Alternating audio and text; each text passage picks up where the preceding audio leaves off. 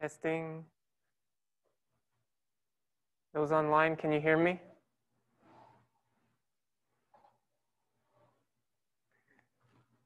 Great, thanks.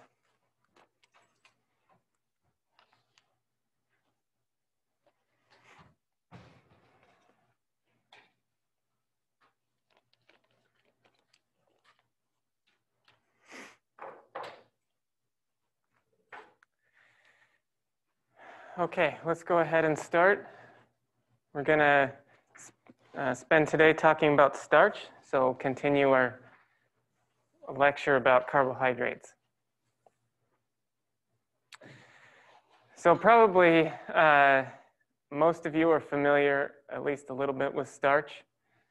It is the most abundant carbohydrate polymer in our diet, and it's also the most abundant carbohydrate polymer that we add to foods for various reasons. So pretty important that we understand it.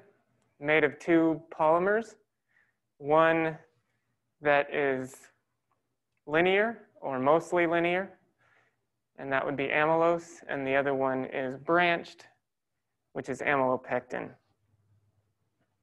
Amylose is a much smaller molecule than amylopectin, about 1,000 or 2,000 times smaller. So you see here, this is the size. You see a lot of glucose units linked together, 5,000 to 6,000, which would mean the molecular weight is roughly around 1 million.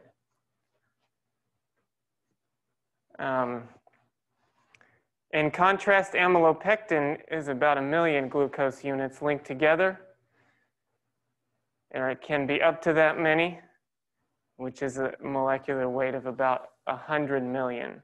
So it's quite a bit different. There's occasional branching in amylose, but typically we ignore that because it's essentially a linear polymer and behaves like a linear polymer. And in amylopectin, about 4 to 5% of the linkages are 1/6 instead of 1/4. When amylose is dispersed in water, it will form a helix. And that helix has some important functional properties. In particular, that helix, the interior is slightly hydrophobic. Amylopectin also forms helices, but much smaller ones, and they're just on the branches. So we'll see that in a minute, but the branches can form small helical structures that typically come as double helices. So amylose would be a single helix. Amylopectin branches would be short double helices. Most starches have a majority of amylopectin. So typically somewhere between 20 and 40% of a starch granule will be amylose, and the remainder will be amylopectin. There are mutant starches that have almost no amylose, and those are called waxy starches. And there are also mutant starches that have a high amount of amylose, and those are really specialty starches that really have mostly nutritional functions, not a lot of reason to put them in food for their functional properties. So this is what amylose looks like as its helix. So on the top we have a single helix of amylose. And then here is a picture where it's zoomed in and you can see the hydrophobic nature of the interior of that helix with the hydrogens pointing in. And because of that, the interior of that helix becomes a little bit more hydrophobic than everything else around it. And so a lot of times we can take advantage of that property and put hydrophobic molecules into these helices. So it's very common to, for instance, put flavor compounds in there to prevent them from being lost to the atmosphere, to prevent them from evaporating. So flavor emulsions will often have something like this. It's also an important functional property with respect to staling. So staling of baked goods. The staling of baked goods is caused by many different things coming together, but the predominant one is the recrystallization of starch. And to prevent that from happening, you can put some hydrophobic molecules into these helices. And actually, in baked goods, typically, those hydrophobic molecules are targeted toward the amylopectin helical structures in those branches. But if we put things in there, then we will prevent that starch from crystallizing and going stale.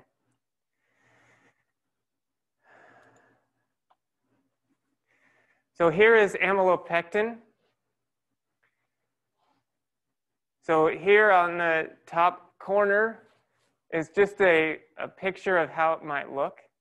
And you can see these branches forming those little double helices, like I talked about. This whole structure here would be called a cluster, an amylopectin cluster. And these portions here that are kind of stacked on top of each other, these portions would be crystalline in nature. So all of these molecules would form a crystal, or all of these structures here. And then in between this sparse region here where the branch points are, those would be amorphous structures. So in this is just a stick drawing of the same thing up above. And so what you have is you have a C chain of starch, of amylopectin, and the C chain is the one that has the reducing end. So each amylopectin molecule has one reducing end and 1 million non-reducing ends, or not 1 million, but 1 million other glucose units that don't have any reducing ends. So the C chain has the one reducing end, and typically we show a reducing end by this circle with an X through it. And if we zoom into a part of amylopectin, we have A and B chains of amylopectin. B chains will be on the interior of that cluster, and they have A chains attached to them. So B chains can have other B chains attached to them, or they can have A chains attached to them. And then A chains would be at the exterior, and they do not have any other branches coming off of them. We have B1 and B2 and B3 chains, and that will indicate how long that chain is, or how far it goes through these clusters. So this cluster, this is a B1 chain because it only goes through this region. This is B2 because it extends across 2 of these clusters, two of these crystal regions. And then B3 here, this only B3 one goes through all three of these clusters. And so it's a B3 chain.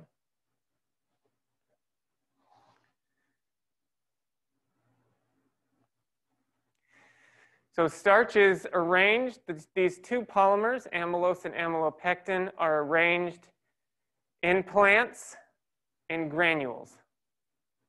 And you can see those granules under a microscope. So here we have 6 different starches from different plants. And you can see that they look different. So corn, for instance, is a moderate size granule that has some straight sides on it, some jagged sides, some sort of polygonal nature to it. Wheat starch is really unique in that it has multiple sizes of starch. And that is due to there's 2 stages in which the wheat will produce starch, an early stage and a late stage. And so you have some granules that have been growing for a long time and some only a short period of time by the time you harvest that grain. But these starches are not as jagged as corn. They would much more round. The next one that is important is rice here. Rice in the bottom and the middle. So rice granules look like cornstarch granules, but they're smaller.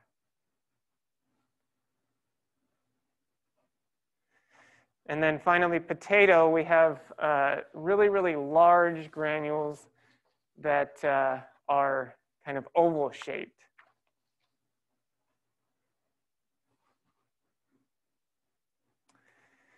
The granule appearance here doesn't really have a lot of effect on its functional properties. And that's mostly because the functional properties come after the granule is dispersed, after those polymers are dispersed from the granule. So in most food applications, the dimensions or the size of the granules is not really that important. There is one application where it's quite important, and that would be an extrusion. So you familiar with extrusion? We do a lot of extrusion in this department. But that would be like to make breakfast cereals, puffed products, snacks, dry, crispy products that have a lot of air in them. And in that production process, it's very unique because there's a very limited amount of water. Most food processing has an abundance of water, but extrusion has a very limited amount. And so when that starch is going through the barrel during extrusion, those granules haven't disintegrated yet. They haven't cooked out yet. And so they still have some of their characteristics here. And so if you put these granules under a lot of pressure and stress as they're going through this barrel to extrude them, these granules that have jagged edges, like corn, they create a lot of shear amongst each other as they slide past each other. And so that is going to cause some degradation of those polymers. That happens to be important for extrusion. That's why cornstarch is so good for extrusion. As opposed to something like potato starch, where those granules are much smoother. Of course, potato starch also has much larger granules that are harder to push through a small space. So that will also affect functional properties. But mostly those jagged edges, they really cause a lot of shear in that extruder. So that's one example where the granule dimensions or characteristics do affect functionality. But in most applications, all the functionality comes after that starch has been cooked out. So because starch has some crystalline nature and some non-crystalline nature, if we look at a granule under polarized light, it will look like this. So basically, if we take this micrograph that uses all the wavelengths of light and confine it to one wavelength, then we get to see this cross there. And so this is a property called birefringence, and the cross is called a Maltese cross. And that's a property of semi-crystalline materials like starch.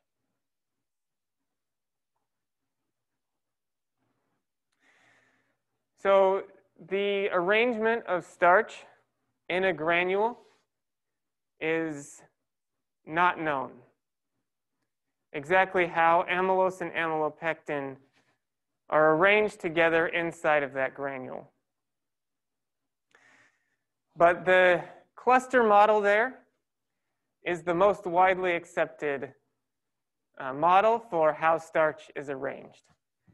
Introduced about 50 years ago, it's what most people are familiar with.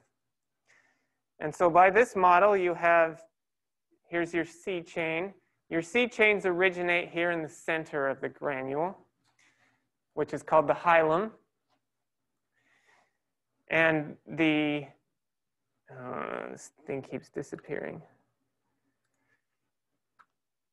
And the polymers build out from here. And so on the surface here, you have a whole bunch of non-reducing ends.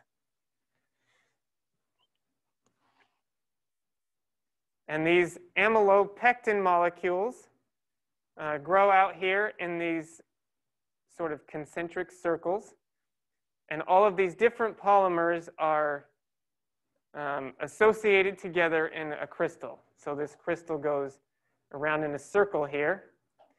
And then this open region here would be the amorphous region. And then another crystalline region. And then an amorphous region, and so on. And if you zoom in here, you see that here's this amorphous region with the A, and then a crystalline region. This would be the double helical branches here, and then alternating amorphous crystal, and so on.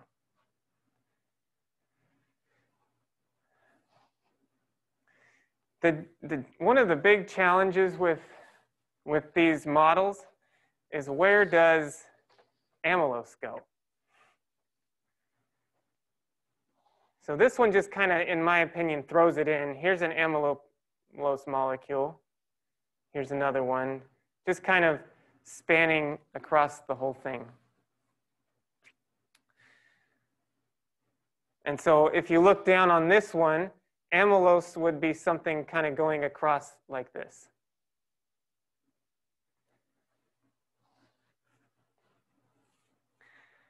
When you heat starch, we'll see in the next slide that the first thing that it does is it swells, starts to take on water and gets big, like a balloon.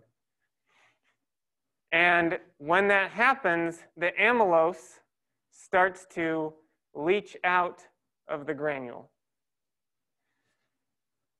I find it a little bit difficult to imagine that a polymer that is stuck here inside of these crystals could leach out of that structure. So this is a different model, backbone model, where all of the clusters are turned 90 degrees. And so instead of all these clusters facing this way, they're facing this way. And that's shown here. So here would be the amorphous region. And here's the crystal region. And the crystal region, this whole region here, is made up of amylopectin branches from a single polymer instead of trying to somehow manage to crystallize a bunch of different polymers together. This one has it from a single polymer.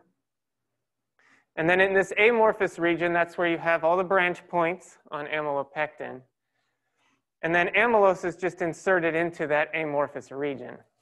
And so it would be more like this. That one I find a lot easier to imagine could leach out because it's not an integral part of those crystals. But you can, I mean, again, nobody knows exactly how things are arranged.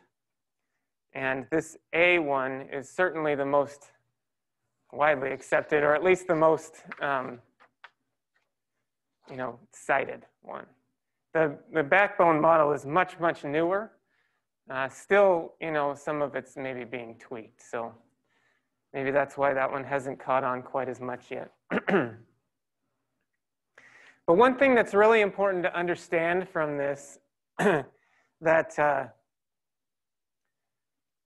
is independent of how they're arranged is that in a starch granule, all of the crystalline regions of that granule are from the amylopectin. So the amylose participates in none of the crystalline nature of a granule. And that's pretty unexpected because amylose is the unbranched molecule. Amylose is the molecule that has no branch points on it. And so if you imagine a straight molecule, like let's imagine a board, a 2x4 or something for building, you can stack those on top of each other and form a crystal of boards really easily. But if you put a bunch of branches onto that board, a bunch of other pieces sticking off of it, you can't stack them together to form a crystal very well. And so that's the opposite of what you would expect, what happens in reality. So in reality, when the plant is synthesizing that starch granule, the amylopectin is what is crystallized instead of the amylose. But after we process that starch, for instance, if we bake bread, before that bread even cools down, all the amylose is crystallized because it crystallizes so much more readily than the amylopectin. So it's a little bit unusual that you would have that, but crystal would be amylopectin in the intact granule. Okay, here is a starch gelatinization curve. And this curve, or this analysis that's being done here, is called rapid viscoanalysis. Usually we just say RVA. So this is an RVA curve. So you would do this assay on something called a rapid viscoanalyzer, and you would just typically call it an RVA curve. And on this curve, we have some time that it takes to do the analysis. And then during that analysis, you have starch and water inside of a canister. And that canister is being stirred rapidly. And during the course of it, it will heat up. So that's this dotted line. So as you start the analysis, typically start around 50 degrees, and then it will be heated up to like 98 degrees. And held there for a period of time, and then cooled back down to about 50 degrees, and then held there for another period of time. So that is, this dotted line is the temperature profile of this analysis. And then viscosity is this solid line. And that's actually the data that we're collecting. So we want to know the viscosity properties of this starch as we change the temperature. So when you mix starch and water together and start stirring it, the starch is not soluble yet. It's still granular. And so if you stopped stirring, it would sink to the bottom. And so at the beginning, you have very low viscosity because those granules are just twirling around inside of that canister. And then you reach some point here where the viscosity starts to rapidly increase. So at that A point, that would be the gelatinization temperature.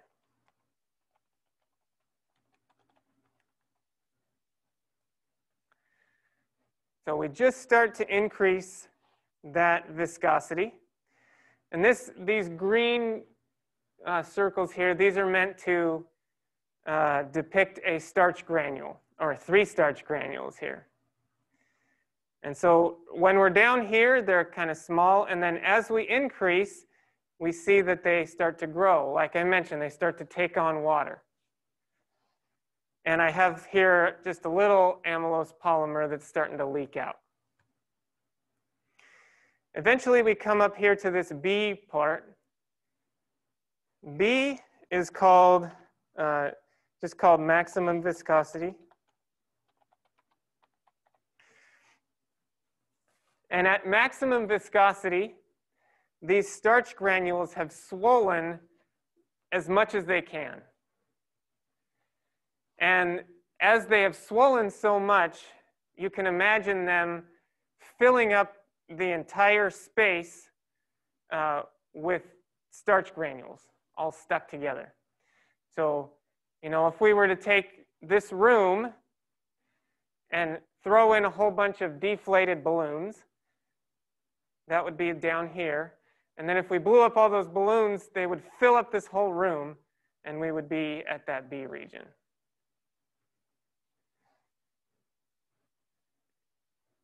Because there's some shear happening in this analysis, those balloons can't stay really big. They have to pop. And this is when they pop, right here, when we lose all this viscosity. So region C is really called breakdown. So this is the breakdown region where those swollen starch granules are breaking down into smaller pieces. So we're going to start to we get a lot of the amylose coming out, and we get now amylopectin coming out as well.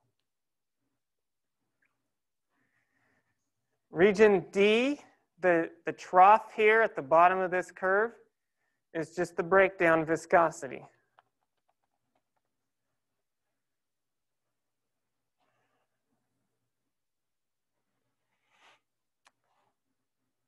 So this lower region here is when those granules have broken down and the polymers are kind of randomly strewn about in the mix, in the canister, or in this room. So all the pieces, they haven't had a chance to arrange at all. They're just randomly distributed there. And the granules are not going to completely break down unless you have tons of shear or a super high temperature.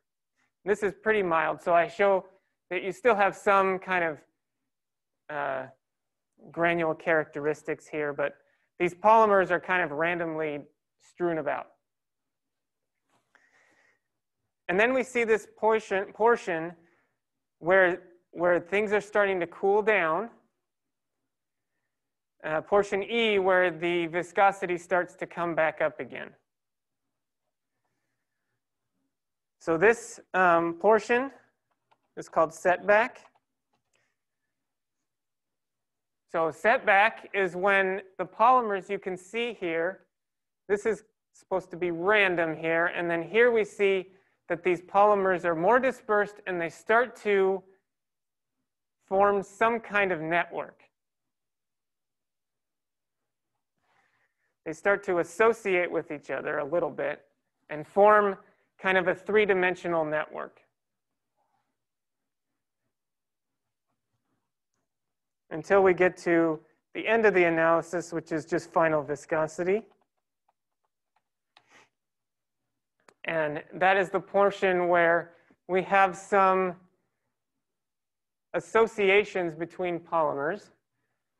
And so form a three-dimensional web that will trap water and form a gel. And so this is the highest viscosity here in this starch. It's not always the case, but in normal starches that is usually true. So very high viscosity there. So these regions here that I'm highlighting with my pointer, where the polymers are associated together, like here and here, those regions, if I can go to the next slide, those regions are called junction zones. So where we have breakdown here, the polymers are all randomly dispersed. And then as that mixture cools down, the polymers start to find each other and form this web. And where those polymers associate is called the junction zone. And where they're not associated, here these polymers are associated with water instead of with each other. And we can trap water in those pockets. So that would be a gel. That's the definition of a gel.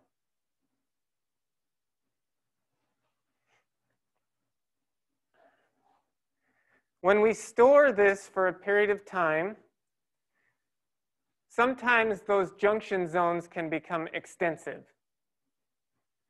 So here we have a case where these junction zones are kind of small. And that's an optimal condition to forming this gel. But over time, these junction zones can grow larger, like is shown here. And when that happens, the gel will not be a gel anymore. So the polymers here, they've squeezed out all the water from that gel, and essentially they have fallen out of solution. They have recrystallized, and so we have lost our gel. So that's when we would have water leaking out of the gel, and it would be a lot less desirable. So we can do that over time with storage. Maybe we have some temperature abuse, and so we break that gel. And so that would typically be undesirable. So let me just, so this term retrogradation describes the association of polymers with each other rather than water.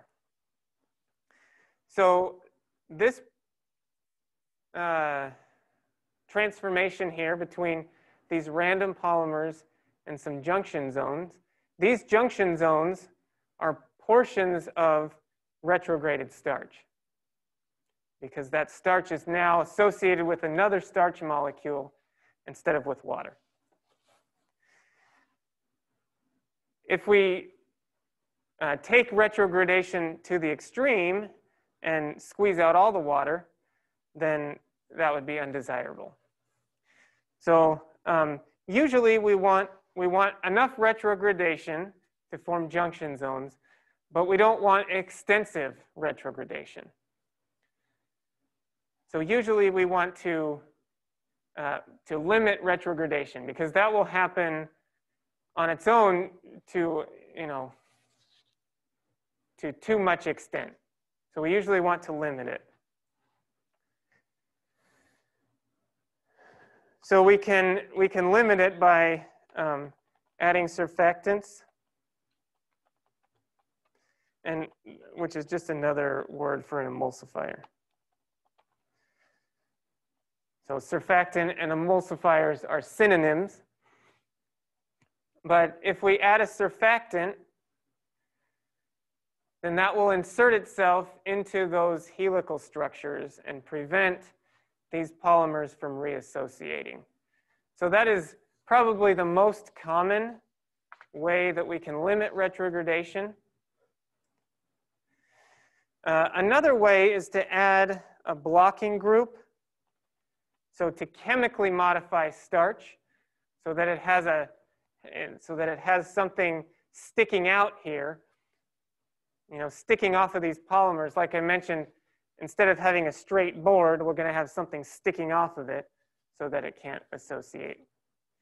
And that would be some modified starches that we'll talk about later in the week.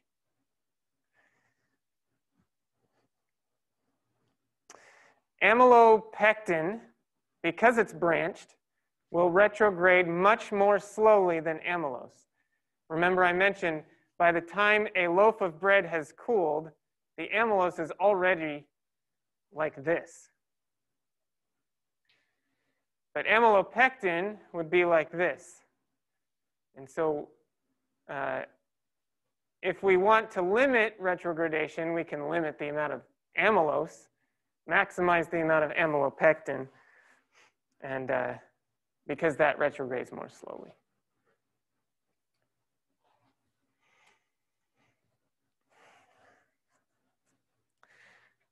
Okay, so let's get into some of these modified starches. So first of all, there are only a few chemical modifications of starch that are allowed. So you can't do whatever you want. You can only do these modifications that are listed in bold here. And you can only use the reactants that are listed after the name. So for instance, we can esterify starch, but we can't esterify it with anything. It must be with acetic anhydride, adipic anhydride, succinic anhydride, or octanyl succinic anhydride.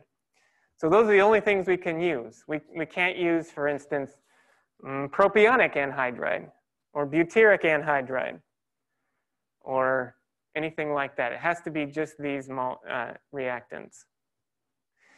And likewise on the rest of them. So you're kind of limited.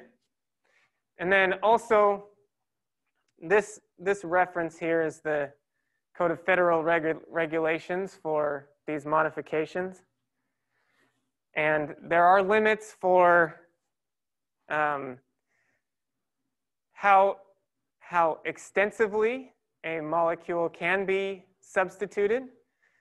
So, can you, for instance, put an acetate group on every single glucose molecule in a starch molecule, or is there a limit to how much you can do? And then there's also limits on how much residual reactant you can have. So like if you're phosphorylating starch, you have to make sure to get all the unreacted phosphate out, and so you don't have any unreacted or free phosphate that's floating around there.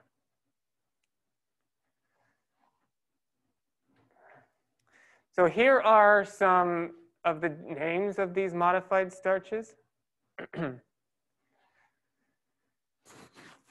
So here at the top in color, I have kind of what people would typically call them in the industry. So if you needed a particular functional property, you might say, I need a stabilized starch, or I need a cross-linked starch. And so if you need a stabilized starch, you would probably get a starch that has one of these modifications to it.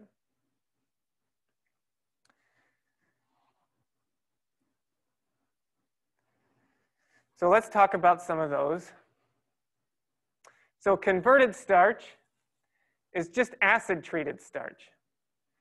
But in the industry, everybody calls it converted starch, not acid-modified starch. So converted starches, you would take starch and you would mix it with, or you would spray dry starch, you would spray acid over that dry starch.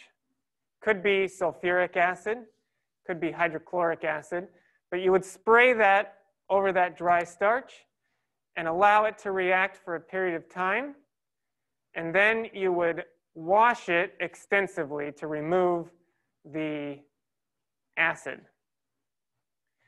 And that starch, it's not soluble, so it's easy to just wash off that acid. So depending on how long you do that reaction, you can get minimal hydrolysis or you can get extensive hydrolysis. So if we do that for a short period of time, we would get an acid-modified starch. If we extensively hydrolyze, then we will get maltodextrins. And if we take it to the point where a lot of it's actually just sugar now, it's no longer going to behave like a starch, that would be a corn syrup. And then eventually maltose and glucose. Okay, so we're talking about starches right now. So let's talk about acid-modified starch. So what are its properties? Where would we use it? So acid-modified starches have some pretty, I would say, unexpected functionalities. So I guess the first two here we would probably expect. So an acid-modified starch, if you took a polymer, right, and you chopped it in like 1 or 2 places, what would you expect the viscosity to be? Would you expect that viscosity to go higher or lower?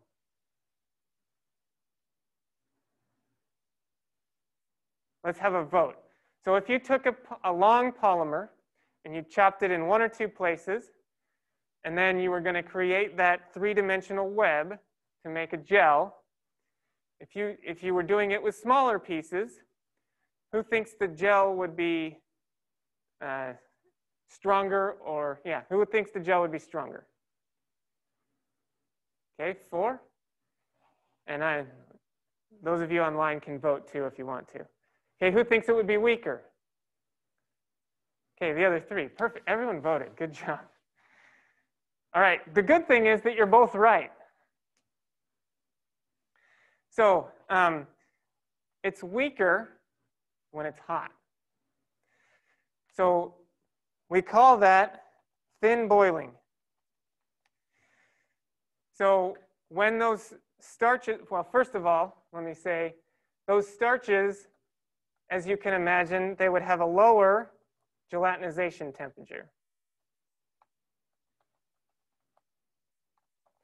So it takes less energy to cook that out because we've kind of disrupted the granule already.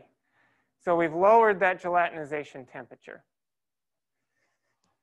And then once it's gelatinized, they would be thin boiling. Because all these polymers are smaller. And so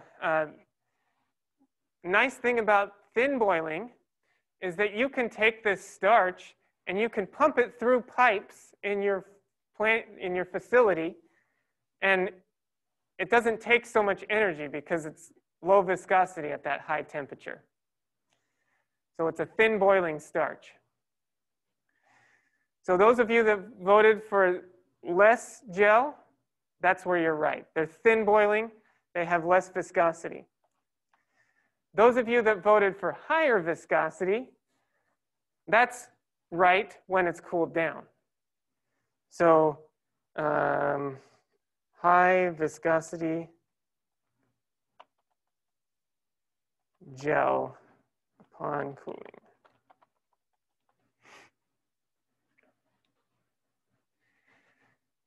So one thing that you might not think about automatically is that when you have those smaller polymers, they have a lot more molecular mobility. They can move around a lot easier. So they can find each other and form those junction zones a lot more easily. And so, and there's less, sort of entanglement. And so anyway, they can form a better gel. So I have these peach or orange slices here, this candy. If any of you are familiar with that, those are made with these, a lot of times made with these acid-modified starches. And so, you know, you can pump that candy syrup through a pipe into a mold, and then when that candy hardens, it would be super thick gel, right? You know, if you've had these candies, you know, you have to bite into them. They're very, very chewy. So this would be an example of where you would use those types of starches.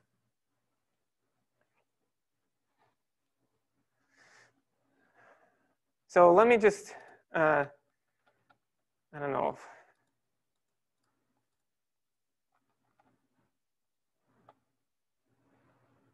come on, let me see if I can do this.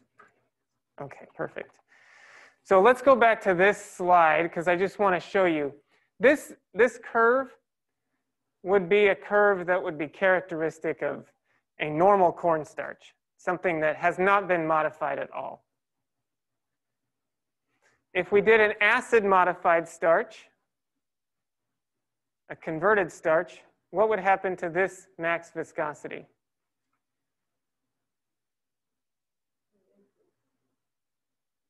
They're thin boiling, remember. It would decrease a lot. So you'd have just this tiny little hump right here.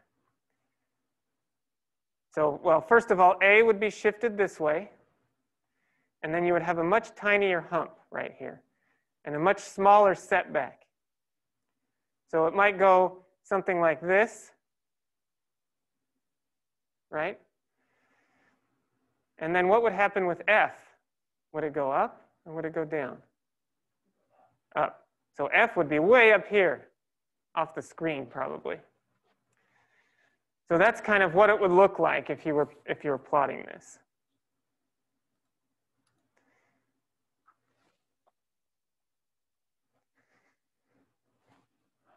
Okay, maybe we have time to do this real quick.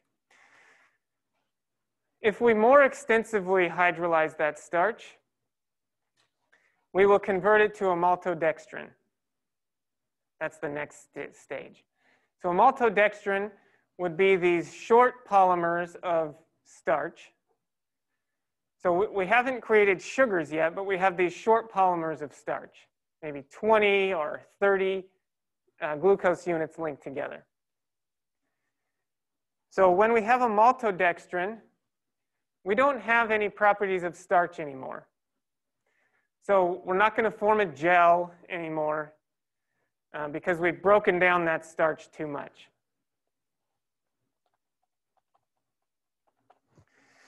Okay, but maltodextrins have some really important characteristics. So there's two that I feel like are predominant. So number one is body. So these are highly soluble, and they will provide some increase in viscosity, similar to sugars, maybe more efficient than sugars, but they will provide some body. So they're often, you know, put in, you know, liquid kind of things, soups and beverages where you want a little bit of that body or that mouth coating characteristic. So that's one place that they're used a lot. And then another place that they're used would be as binding agents. So they stick things together. So if you can imagine like you're making fried chicken or something, you put maltodextrin in that flour, and now the flour is going to stick to the chicken a lot better so that you'll have a lot more of that breading on the chicken, and it will be crispier and stuff like that. So allowing things to bind, you know, also the coating on chips like ranch Doritos or barbecue potato chips, that to get that to stick there, you know, a lot of that would be maltodextrins. There's a couple other ones. Inhibit ice crystal formation.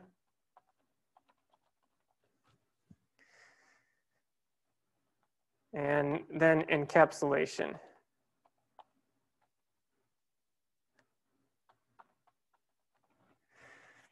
Encapsulation of flavor. So, 20 and 30 units, you get these small helical structures that you can put some flavors in or vitamins in to prevent them from degrading during processing.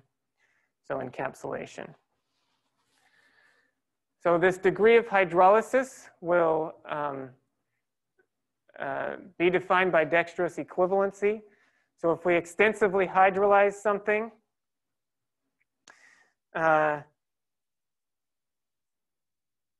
then this number here becomes very small, and so dextrose equivalency would be very big. So this dP, that stands for degree of polymerization.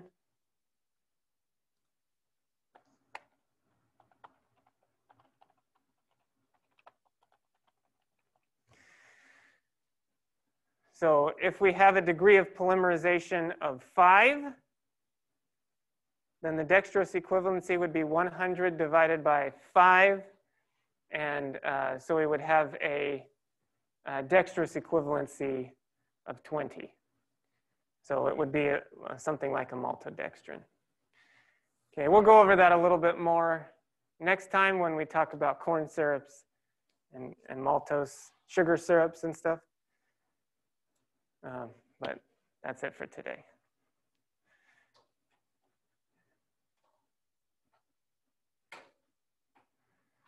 Okay, thanks everyone.